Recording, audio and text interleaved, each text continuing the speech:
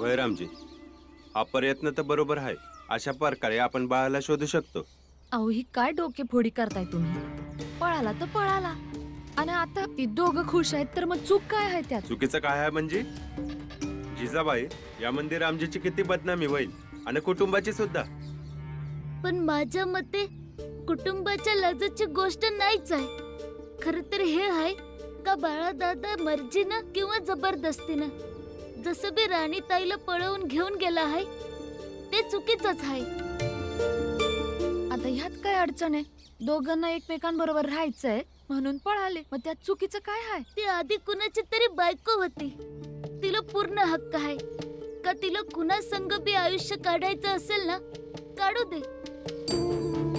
पण तिची ही बी जबाबदारी आहे ना का जाण्याच्या आधी ती ज्याच्या संग राहत होती त्याला तरी सांगावं, त्यास ते बोलावं. अच्छा, म्हणजे तुला असं म्हणायचंय की पळायच्या आधी प्रत्येकाने सगळ्यांना गोंगाट घालायला पाहिजे की आम्ही पळतोय असं पळून देणार आहेत? काय वंगाळ बोलतोय? भीम बरोबर बोलतोय. नातं तोडणं कवा कवा बरोबर बी असतं, पर नातं तोडायची एक औपचारिकता भी असती. पर ही गोष्ट बी खरी आहे ना का ती दोघं नवरा बायको कवापासनं नुसती पळतच होती, आयुष्यात संघर्ष करतच होती. मग इथं आल्यावर राणी बाळासंग पळून का गेली? याचा अर्थ हाय की बाळा गुन्हेगार आहे. राणीला पळून जायला तयार करणं, नवरा आणि बायकोचं नातेसंबंध तोडण्याचं वाईट काम करणं, तिला भुरळ घालणं, ह्यो लय मोठा गुन्हा आहे. पुरंजन, भीमने चांगला तोडगा सांगितला आहे. आपण त्याच प्रमाणे काम करूया. बाळा नक्कीच सापडेल. जा पुरंजन, आपल्या समाजातल्या समध्या लोकांनी जाऊन विचार. कदाचित कुणाला काहीतरी माहिती असेल. होय, मी आताच जाऊन विचारतो. चल बाळा. या बाप लेकाच्या जोडीला बाकीची दुनिया नेहमी चुकीचीच वाटते, पण मी बी बघते की ही जोडी कुठवर टिकते. चांगल्या चांगल्या संबंधांमध्ये फूट पडताना पाहिले. हे थोडी जगातलं न तुटणारं नातं आहे.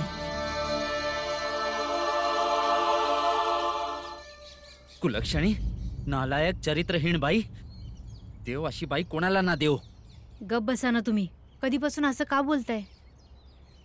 रामजी, ते मी आपल्या जातीच्या लोकांनी समधीकडे पाठवले. काय बी बातमी कळली तर आपल्याला समजेल की राणी आणि बाळा कुठं गेले. जास्त लांब गेले नसतील, भेटतील. फक्त एकदा सापडू दे ती चरित्रहीन बेअब्रू बाई. आणि रामजी, मला तुझ्याशी जरा बोलायचं आहे. बोल. ते बाळामुळे समध्यांमध्ये आपली लय बदनामी होती, आणि समजात मोठी गोष्ट ही आहे की तुला आणि तुझ्या कुटुंबाबद्दल समधीजण टिप्पणी करत आहे. अगदी बरोबर आहे. अस्पृश्य असण्याची खरी जात दाखवली आहे बाळाने आणि या सगळ्यांनी. बाळाचं जे काही संगोपन झालंय तेच समोर आलंय. तेच तर ह्या जातीची विशेषता आहे की स्पृश्य आणि अस्पृश्यांचा फरकच नाही माहिती तुम्हाला. आम्ही तुमची मदत करतोय, तुमच्या दुःखात तुमच्या सोबत उभे आहोत, आणि तुम्ही आमच्या समाजाविषयी बोलताय. दाखवायचं काय? दाखवणारच. आणि यात बघायचं काय? आता तर पूर्ण जग बघतंय. तुम्ही जावा इथनं. काय माहित पडलं तर आम्ही तुम्हाला नक्की सांगू. हे बघा, मी काही जावा इथनं.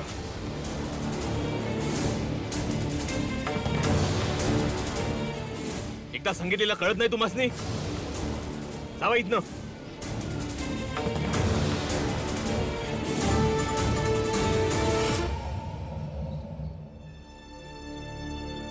पुरंजन,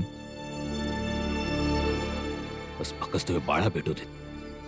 ह्या याला मी त्याला अशी शिक्षा देणार आहे का त्याच्या बी ध्यानात राहील. पण समजा सातारा बी बघत राहील की न्यायाच्या बाबतीत रामजी सकपाळनं आपल्या पोराला बी नाही सोडलं. या बाळानं एका लगीन झालेल्या पोरीचं आयुष्य बर्बाद करायचा गुन्हा केला आहे. चांगला होता, वाईट होता, जसा बी होता, तिचा एक लहानसा संसार होता. पर बाळानं तिचं घर तोडलंय.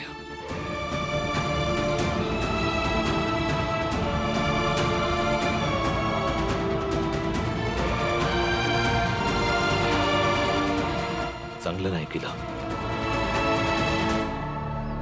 होय रामजी, पण आपल्याला जरा विचार करूनच निर्णय घ्यावा लागेल, कारण बाळामुळे पहिलाच आपल्या जातीमध्ये आपल्याबद्दल लय बदनामी झाली आहे.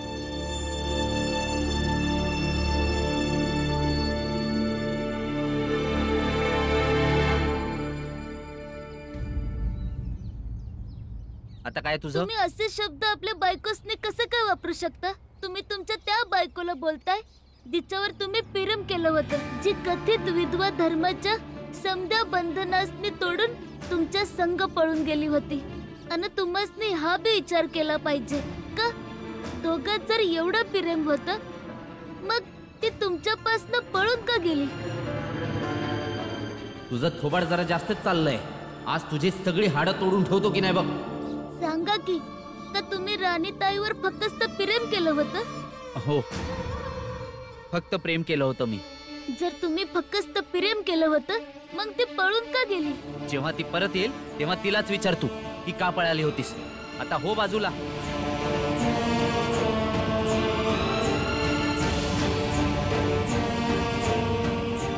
कुणी फक्त प्रेम केल्याने पळून नाही जात.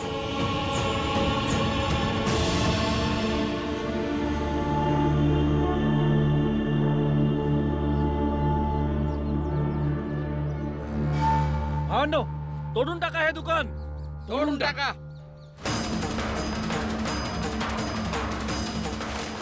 तोडून टाका ते. काय करताय तुम्ही समधी लोकं?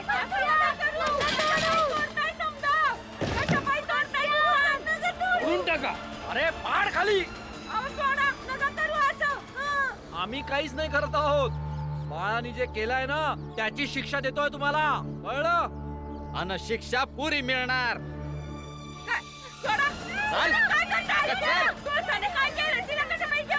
पातूर बाळा राणीला घेऊन परत येत नाही तोपर्यंत हे आमच्याकडे राहणार. चल चल चल चल.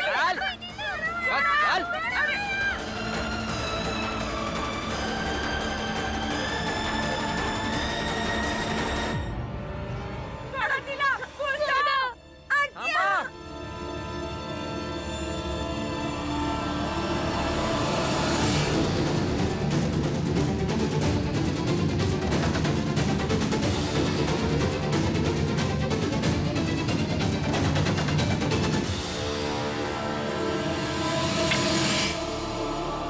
ही बघा भेकडांची सेना. या मुलीसनी सोडा, नाहीतर मारून मारून भरीत करून टाकाल तुमचं. हे चावाल्या, आम्हाला तर तुझा शेठजीचा आणि पंडितजीचा आदर होता की तुम्ही तर धर्माचे रक्षक आहेत, पर तू तर पुरच पलटला र. अहो, एका लहान मुलीचं अपहरण करणं, तिला जबरदस्ती उचलून घेऊन जाणं, हा कुठला धर्म आहे? तशी एक गोष्ट तर तुम्ही ऐकलीच असाल ना, आम्ही अपहरण करण्यावाल्यांची नाही तर वाचवणाऱ्यांची पूजा करतो. आता तू शिकवणार आहे मला पूजेबद्दल? नाही शेठजी, तुम्ही शिकवणार. आपलं आपलं म्हणून कोणाला धोका देणार तर तुमच्याकडनं शिकवलं पाहिजे. अख्ख्या साताऱ्यात ज्यानं तुमच्याकडनं सोनं खरेदी केलंय ना, योग्य भाव देऊन योग्य वजन करून दिलंय का? नाही ना. सोन्याची चोरी करणं ह्यो तुमचा धर्म आहे. याचं नाव घेऊन गरीब पीडित लोकांसंग एवढं वाईट काम केलंय तुम्ही. काय ह्यो धर्म आहे? मंगेश, तुझी जीभ फारच लांब झालीये. बदनामी करू नकोस. अरे ए ढोंगी पंडित, तुम्ही तर चुपच राहा.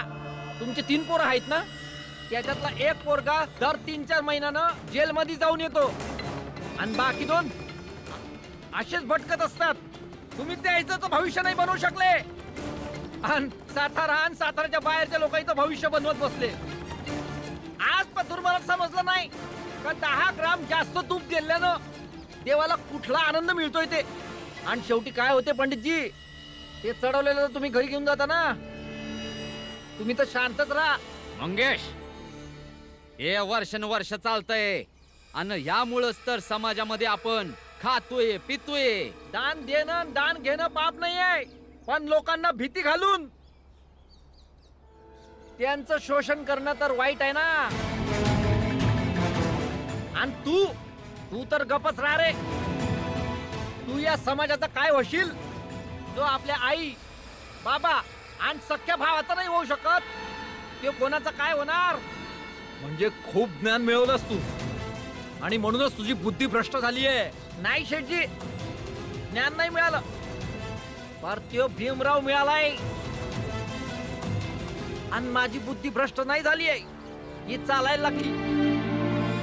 आता त्याच बुद्धीला ठिकाणावर आणण्याची वेळ आली आहे. आधी यासनी सांभाळावं लागल. मारा याला. अरे या ना, घाबरतो की काय? मारा.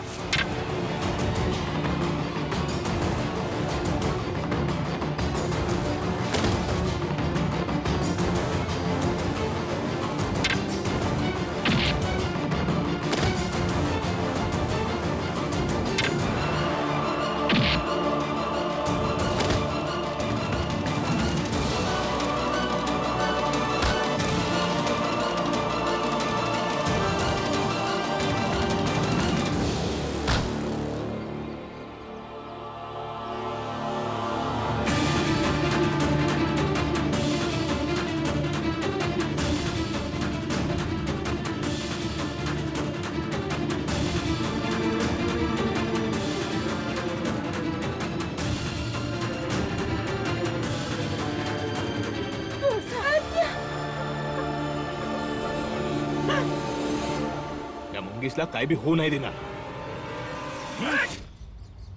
का तुझा नातेवाईक आहे का तो, की हा मंगेश तुझ्या समाजात आला म्हणून?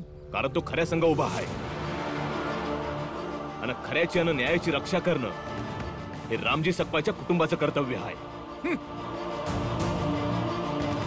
आता माझ्या संग रामजी आणि त्याचं कुटुंब पण आहे. हिम्मत असाल तर या समोर, या पुढं. चहावाल्या, आजपासून आम्ही तुला आमचा आणि आमच्या समाजाचा शत्रू घोषित करतो आणि याची शिक्षा तुला नक्कीच मिळेल मंगेश. मी नाही मानत तुमच्या समाजासनी, मी नाही मानत पाखंडी समाजाला, आणि तुम्ही समजे लोक भित्रे हात. मी तुम्हा लोकांनी चांगला ओळखून आहे. जेव्हा लोक हारतात ना, तेव्हा असंच दम देऊन गप गुमान पळून जातात.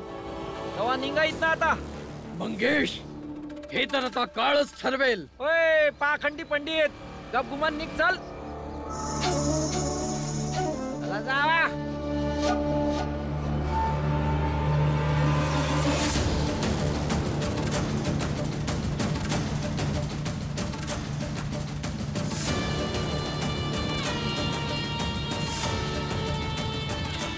पुन्हा माझ्या पोरासने हात लावलास तरी हात मी तोडून टाकीन.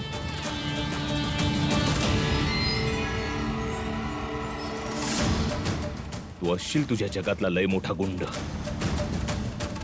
तर म्या भी निवृत्त सुभेदार रामजी सकपाळ फौजातला माणूस आहे. ही गोष्ट कायम ध्यानात ठेव.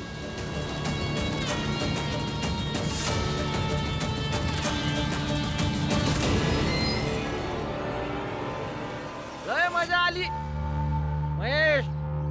चुपचाप निघाता येत ना. रामजीसने पटकून पटकून माराया बी जमतय, म्हणून तू आता निघून जाईत ना. निघ.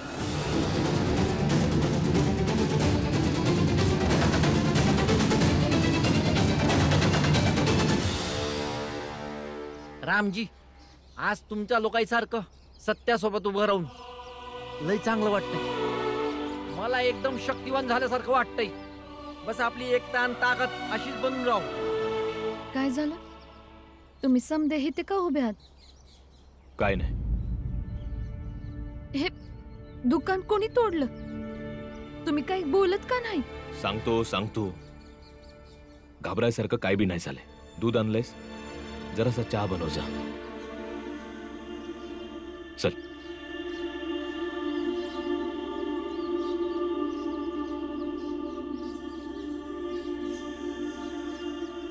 भीमराव,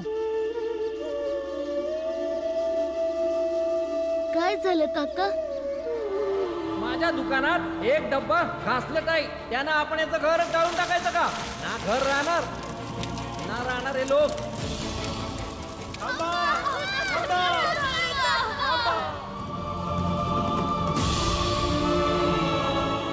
भीमराव, मला तुझ्या संग तुझ्या घरात चहा नाही पाजणार?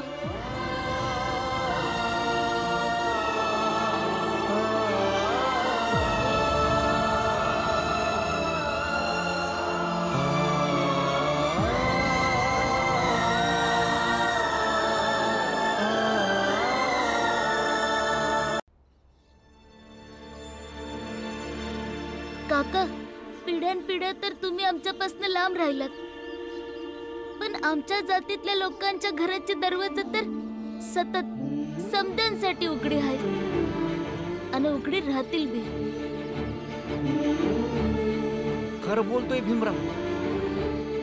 आज पतूर तुझ्या घराच्या बाहेर उभं राहून आम्ही लय नाटकं केले. तुम्हाला शिव्या शाप दिल्या. तुम्हा लोकांचा राग करत आलो. आज पहिल्यांदा तुमच्या घराच्या आत जाऊन पाहू दे कसं आहे तुझं घर.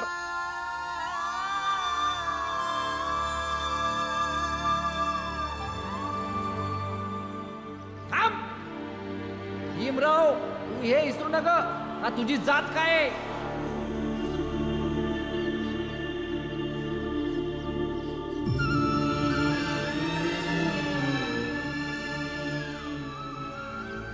भीमराव, आज तुला हात लावून ना म्या अपवित्र झालो आणि ना माझा धर्म भ्रष्ट झाला. कबीर संगति साधके कर्ण निर्फल होय. चंदन होसी बावना नेब न कहसे होय.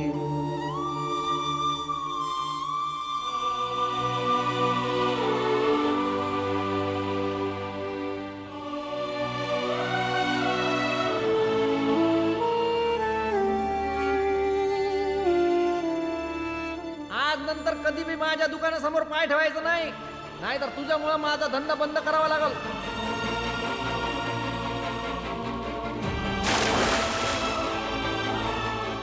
रामजी, हीच तर अडचण नाही. तू नेहमी आमच्या मंदी काय येतोस र?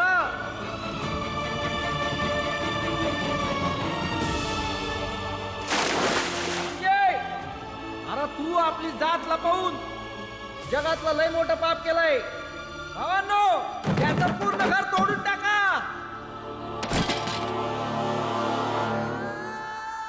रामजी, मी आजपासून तुमच्या आणि तुमच्या पूर्ण कुटुंबासंग नेहमी वाईटच करत आलोय. आणि तुम्ही माझा जीव वाचविला. जर का शक्य असेल तर मला माफ करा रामजी, माफ करून टाका.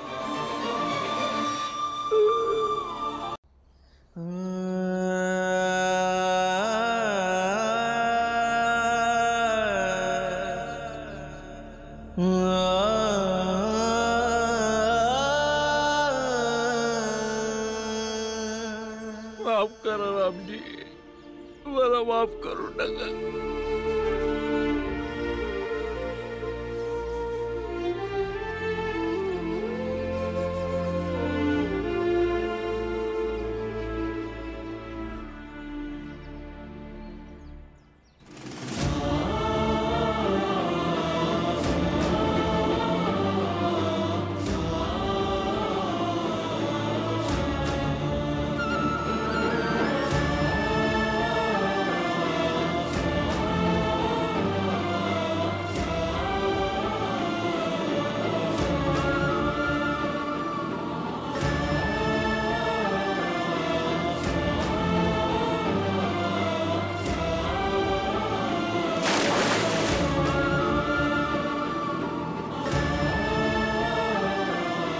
काका, घ्या, जेवून घ्या.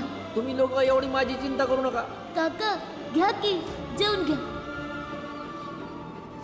मी अस्पृश्य समाजाच्या भ्रमात रामजी आणि रामजीच्या कुटुंबासंग किती वाईट केलं तरी बी भीमराव आणि त्याच्या कुटुंबानं माझ्या कठीण वेळेत पण माझ्या संग उभे राहिलेत. आता म्या भीमराव आणि त्याच्या कुटुंबा